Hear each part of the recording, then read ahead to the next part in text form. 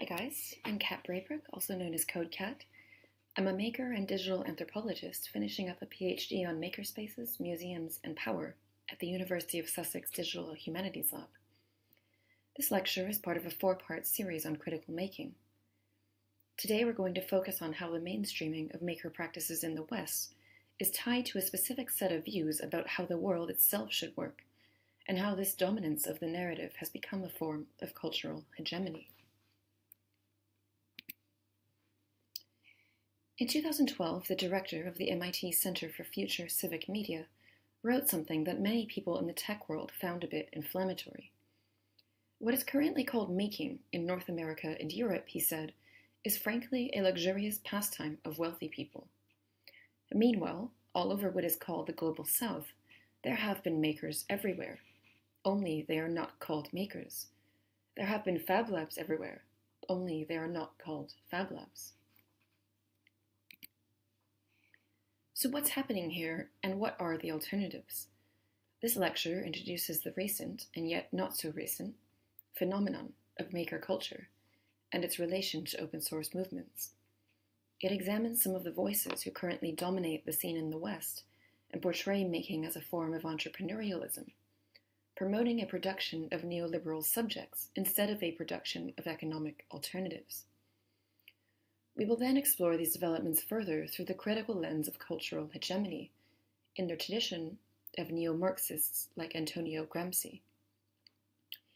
In doing so, we will be able to correlate these kinds of socio-technical relationships with the discourses of power they convey. In using the term maker culture, this lecture takes reference from Erica Halverson and Kimberly Sheridan's 2014 definition of it as the growing number of people who are engaged in the creative production of artifacts in their lives, and who find physical and digital forms to share their processes and products with others. I'm sure this will sound familiar to many of you in the room who are probably already makers yourselves. Maker practices vary from the hi-fi, like fabricating a prototype for a prosthetic arm on a 3D printer, to the creative, like using binary code to bring an old knitting machine to life, to the lo-fi, like remixing an archived digital image at a museum on an iPad, or learning pottery together. While making itself is not new, in high-income regions like North America and Europe, making as a form of hands-on learning enabled by digital tools is still a recent phenomenon, manifested from the early 2000s onwards through temporary events like hackathons, tech jams, and also maker fairs, pictured here, which are largely sponsored by the US's O'Reilly Corporation, and of which there have now been over 1,000 globally, including one in the White House. These events provide moments in time where making enthusiasts and machines can co-locate to share, build, and inspire each other for short periods. We also see making happening in shared machine shops like fab labs, hackerspaces, and makerspaces, where makers and mentors and machines gather to make things together in a community. Their activities focus on a diverse variety of local user needs and projects. And I will be explaining much more about this in a future lecture, so something to look forward to.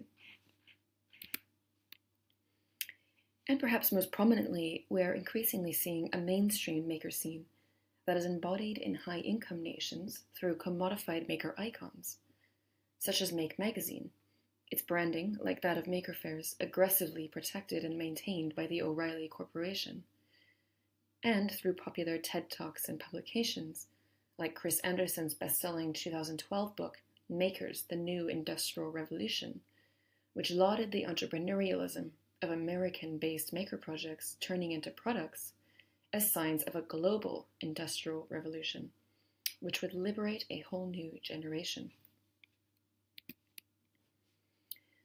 This style of commodification is reinforced by the kind of maker culture prophets who are usually found circulating around tech hubs like Silicon Valley, MIT, and Silicon Roundabout, from Anderson himself to AOL's Shingy, pictured here, who describes his job as watching the future take shape across the vast online landscape in order to help companies maximize on their profit.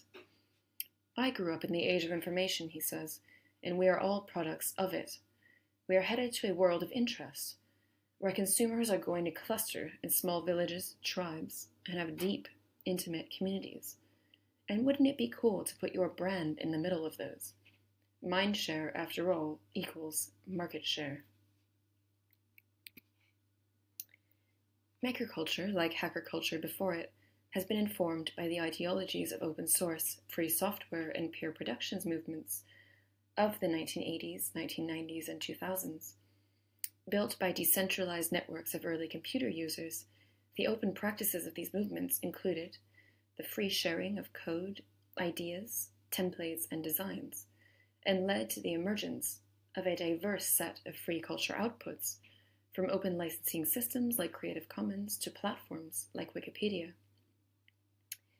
These developments also inspired radical visions to restructure the means of production itself through local, citizen-led, peer-produced fabrication and manufacturing efforts, as seen in the first tactical and anarchist hack labs and media labs of the 1970s and 1980s, and in open hardware projects today. In the words of Yochai Benkler, who coined the term commons-based peer production and wrote the now famous paper, Coase's Penguin, or Linux and the Nature of the Firm, the aim was not only to share resources, but also to build a more decentralized, open, and non-proprietary world where market signals and managerial commands could be subverted. There is something a bit different about the maker culture brand in the West, however.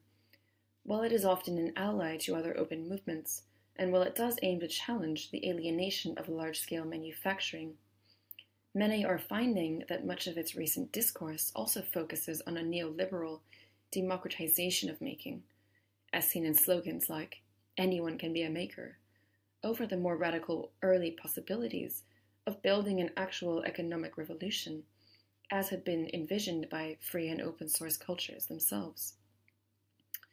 Instead of defying the commodification and inequality of the systems of control that made alternative modes of production necessary to begin with, a vision of a largely apolitical future, built around the self-interested projects of well-off creative tinkerers, in the case of the O'Reilly model of making, has been presented instead.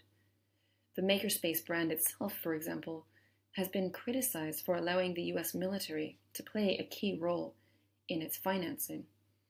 But in its worldview, this is a small price to pay for a world where everyone can be liberated by becoming entrepreneurs or prosumers, i.e. consumers who are able to create their own products.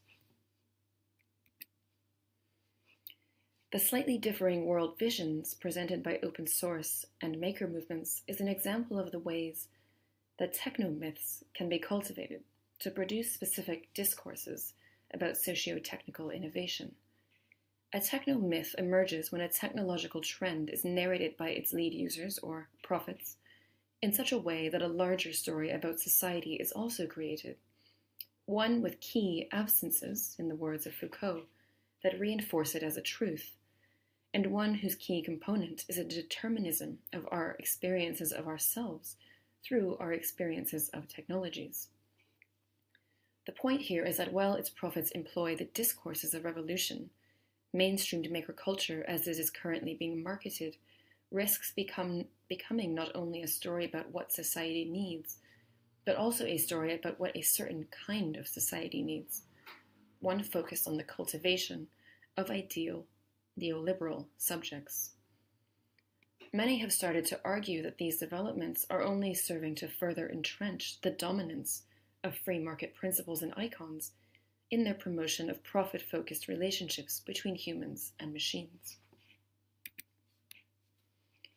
So one way to examine the power of this kind of framed discourse more deeply is through the concept of cultural hegemony, as suggested by Italian neo-Marxist Antonio Gramsci. In analyzing the hegemonic systems that maintain the structures of a typical European state of the 1920s, Gramsci found evidence of cultural hegemony, or the maintenance of power through culture under capitalism, being reinforced not through the dominance of guns and military, but instead through the soft power of peaceful complicity, which he called spontaneous consent. Inequities of power were only possible in a democracy, he argued, when ruling and subordinate classes or groups agreed on the terms of their maintenance, even if this was done subconsciously by those who followed. In a Gramscian hegemonic structure, public institutions, which can include unions, museums, or makerspaces, can disseminate a state's ideologies and values to its people without them realizing, by turning them into cultural norms, maintaining the soft dominance of existing economic corporatives in their wake. In the Kilburn Manifesto, launched by radical geographer Doreen Massey, cultural theorist Stuart Hall, and psychoanalyst Michael Rustin in 2015, a broader cultural picture of the soft powers of neoliberal hegemony has been painted, with similar discourses to those of Western maker culture, detected in many other features of contemporary life, from, and here I quote them, consumer and celebrity worship, to the drive for instant gratification, the fantasies of success and the fetishizations of new technologies, to the triumph of lifestyle over substance and the endless refashioning of the self, to the commercialization of identity. These soft forms of power, they explain, are just as effective in maintaining the dominance of a market-based world as hard forms of power, such as the legislation to restrict strikes. We have been enjoined, they write, to become consumers rather than workers, and to become customers where once we were passengers. In her 2014 book, Pressed for Time, which focuses on the acceleration of life under digital capitalism, in writing about the dominance of Silicon Valley's style of technological determinism, where the future is revolutionized through maker-prosumers who self-customize their tech, gadgets, and apps, sociologist Judy Wiseman says, at one level, all this speculative hyperbole has an obvious function. These mostly white men are promising a benign future in which their own products happen to feature heavily. They are selling a particular vision in which technology will solve all of society's ills. But such depictions of this proximate future are far from innocent, she adds. We are, in fact, being mobilized, she says, as a resource to reinforce the direction of socio-technical innovation in the present. Another thing that Gramsci points out, however, is that the process of hegemonic control over the message is fluid, not monolithic, because consent itself is ambiguous. The dominance of a ruling group is built out of an ever-evolving constellation of actors, symbols, icons, discourses, and influences, he argues, who bring its worldviews to life every day by either reinforcing the imposed status quo through their actions or by building slight counter-hegemonic alternatives that eventually defy it. By deploying the concept of cultural hegemony in the case of maker culture, we can look at who has power, i.e., who is shaping its mainstreamed values and attitudes, and also what forms of power are involved. This allows us to view the line between dominant and subordinate maker cultures as a permeable membrane, one which, like society itself, is constantly in flux. And as Gramsci, Massey, and Hall have all predicted in their works, cracks in the dominant techno-myth of making as a neoliberal revolution started by the West have also started to emerge, opening the way for other narratives regarding the role technologies can play in our society and allowing for the possibility of viable counter-hegemonies. In Disobedient Electronics, for example, the critical maker Garnet Hertz wrote in 2017, "The fad of maker culture is now over. Arduinos and 3D printers are certainly fascinating things, but the larger issues of what it means to be a human or to be a society need to be directly confronted. We need to remember the ways that building electronic objects has also been and can be an effective form of political protest."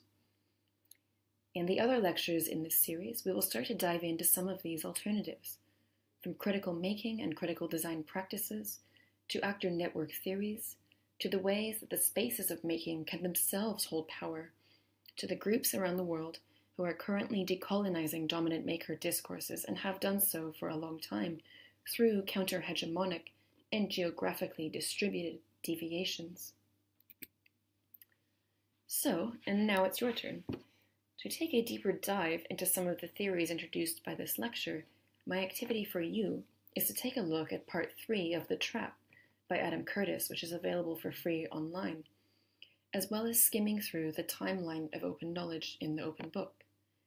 Here are a few provocations for you to think through while doing so. First, how is the dominant making discourse an example of negative freedom, as outlined by Isaiah Berlin and Adam Curtis? How is it an example of positive freedom? Second, how would you build an alternative technology movement based on a different set of principles or values? What practices and ideologies would you work from? So thank you guys for thinking through these concepts with me. I'd be very happy to discuss any of these ideas further or point you to further readings if you'd like, so please do feel free to find me online and say hi at CodeCat. Goodbye.